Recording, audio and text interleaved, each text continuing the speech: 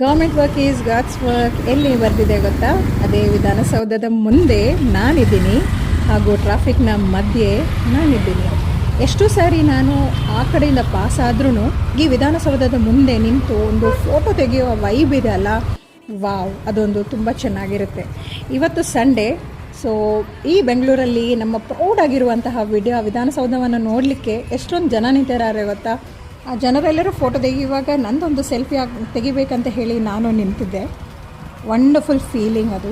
Same ಟೈಮಲ್ಲಿ ನಾನಿಂದ pass ಆಗುವಾಗ ನಾನು ನೋಡಿದೆ ಏನು ಗೊತ್ತಾ, ಅಂಬಾರಿ. ನಿಮಗೆ ನೆನಪಿರ್ಬೋದು, ರೀಸೆಂಟಾಗಿ ಬಸ್ ಕೂಡ ಸ್ಟಾರ್ಟ್ ಆಗಿದೆ ಬ್ಯಾಂಗ್ಳೂರನ್ನು ತಿರುಗಾಡಿಸ್ಲಿಕ್ಕೆ. ನಿಮಗೆ ಯಾವಾಗ ಯಾರಿಗಾದ್ರೂ ಇಷ್ಟ ಇದ್ದರೆ ಅಂಬಾರಿಯಲ್ಲಿ ಹೋಗ್ಬೋದು.